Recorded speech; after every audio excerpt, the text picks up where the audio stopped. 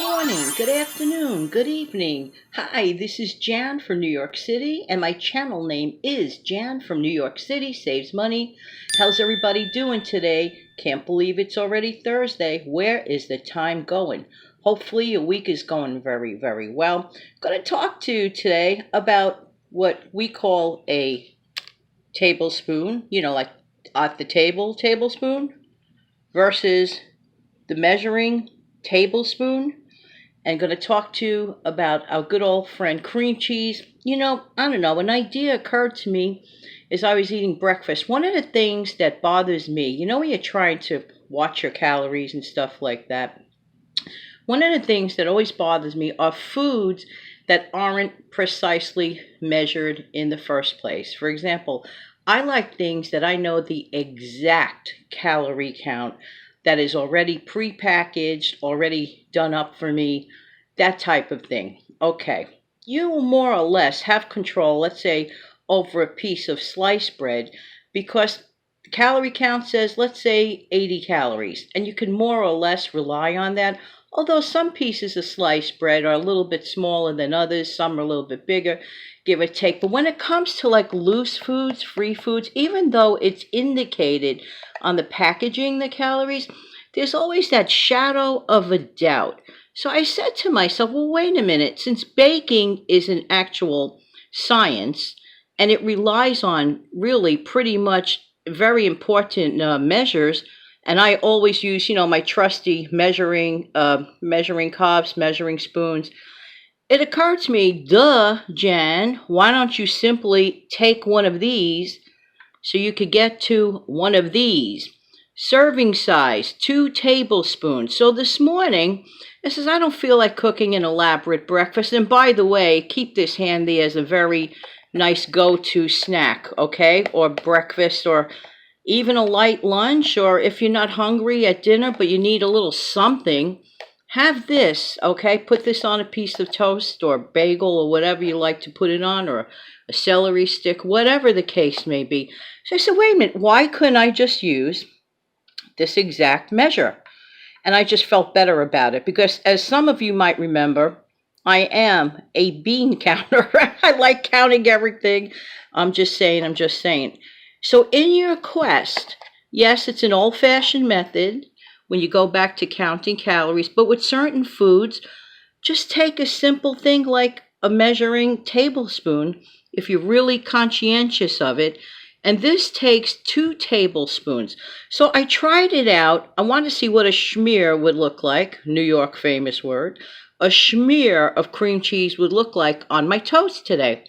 So I was happily surprised that the measuring spoon gave a most generous amount, and I leveled it off, gave a most generous amount of cream cheese on top of my slice of bread. Another thing you'd be fascinated to know, that, okay, when you read serving size and all that, it says about 11 servings per container. Serving size, 2 tablespoons. I was happy with 1. So therefore, if I'm happy with 1, and there's 11 servings per container, and serving size is 2 tablespoons, guess what? I get a whopping 22 smears, generous smears, may I say, of this container. How many ounces is this thing? Trying to find, okay, aha. Okay, net weight, 12 ounces. So that's not a bad deal. And of course, this is, reputable brand, one of the first, and it's the original one. And by the way, cream cheese does not have to be a snore. I happen to want it as, at that time, I wanted to have it plain, which I had early today. So what I did in the past, though, if I wasn't in the mood of just plain, I would doctor it up. You could put in whatever you want. You can make it sweet. You can make it savory. Sometimes I just put a little bit of garlic powder in there, mix it up. Yum. Or if I have some, dried onion powder, or some chives, chopped chives, whatever you want to do with it, chop some vegetables with it. It's really, really good. So by the way, to me, this is a budget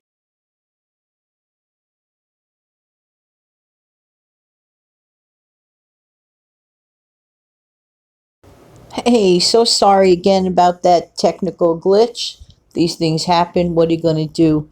Okay, basically, what I was saying about how much really of a budget saver, headache saver, and time saver certain meals for breakfast are, such as cream cheese on a bagel or a piece of toast, for example.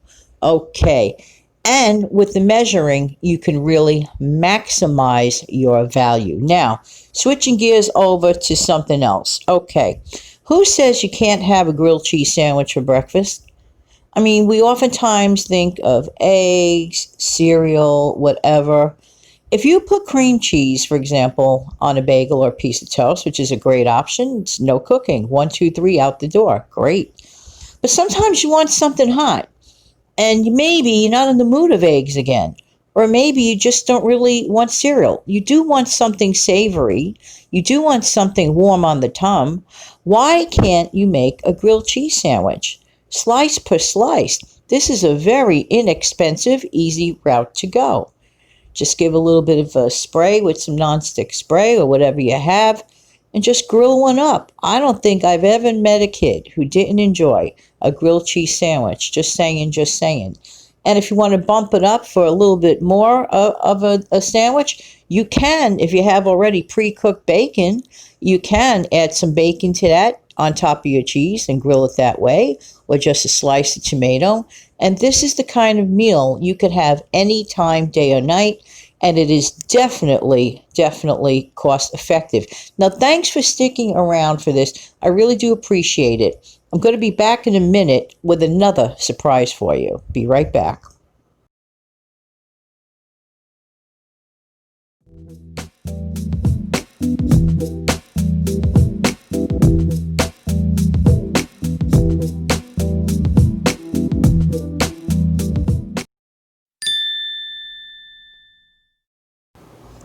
Hey, thank you so much for sticking around.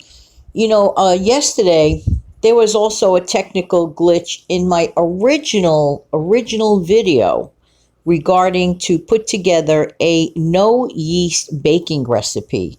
So I said it's not fair that, you guys have to not get this recipe. So I decided to add it to this existing video, and it all makes sense anyway because we're talking about fast, easy meals. Now, especially in this time of uncertainty, as far as like, food supplies, once in a while may have a problem. You never know. Last year there was an issue with yeast. So adding a no yeast pizza crust recipe, I think would be a great thing to know, right? So here you go. Now, it's also cost effective. You could put all the dry ingredients and put it away for whenever you need it and just use it until you need to add the water and the oil. So if you want to stop this video and get yourself a pen and copy this down, you just may want to do so. So if you want to pause the video, take a pause. Okay, so here I go. This is going to make a 12-inch pizza crust. All right.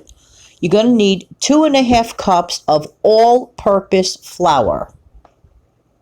Okay? 2.5 teaspoons of baking powder. 1 teaspoon of salt. Optionally, 1 teaspoon of sugar. Optionally again, 1/2 teaspoon of garlic powder. I happen to like that. Also optionally, but I think this gives it more of a pizza-ish taste, 1/2 teaspoon of oregano or Italian seasoning, if you should have that. So you're going to mix all of these dry ingredients together. On the side, you're going to keep 3/4 of a cup of water, of which you're going to add 2 tablespoons of oil. Now, I strongly suggest to make this dough that you put in the water gradually, not all at once, and see how it goes. The dough should be somewhat sticky. Of course, you're going to mix everything together. All right? And here's the time that I suggest that you use your good old hands, okay? Just jump in there and just be a kid again for a few minutes and work the dough together. It's going to form a ball when you mix it up. But then there comes that point where you should knead it a little bit, not too much, just enough to make sure that everything is well incorporated. If the dough is too dry and crumbly, of course you add more water. If the dough is too sticky, of course you could add a little bit more of the all-purpose flour. You know how it feels when a dough is ready, okay? After the dough is ready, you know what it looks like, you know how it feels, and you're satisfied with that. Let it rest. Do nothing with that thing for 15 minutes. In the meantime, preheat your oven to 400 degrees because whenever you prepare a pizza, for sure and for true, it likes its oven nice and hot. Just saying, just saying. Okay. So while that's preheating and the dough has rested 15 minutes, you take out your rolling pin. You can roll it out into any shape you want. You can make a 12-inch round. You can make it rectangular. The shape doesn't matter. Get it so that it's not too thick nor too thin. Now, here's the time you may decide to use non-stick spray on your baking pan, whether it's one of those round pizza trays, or if it's just a cookie sheet, if you have a cookie sheet, okay? Spray that. Or you could take your fingers and lightly oil it with your fingertips. Just, go along or brush it across. If you don't, if you have a brush, you can brush it across. Okay? Now, this is the time where you become some sort of an artist type person. To me, a pizza is a blank canvas. You could do the traditional way with prepared pizza sauce, mozzarella cheese, or pizza sauce, mozzarella cheese, and pepperoni topping. Or you could go totally differently and use some, let's say if you want to make a cheeseburger pizza, already pre-cooked ground beef, pieces of the ground beef on top with some cheddar cheese shredded on top of that. Whatever you want. You can make a white pizza with ricotta cheese and mozzarella, or you can make a veggie pizza. The sky is the limit whenever you make a pizza.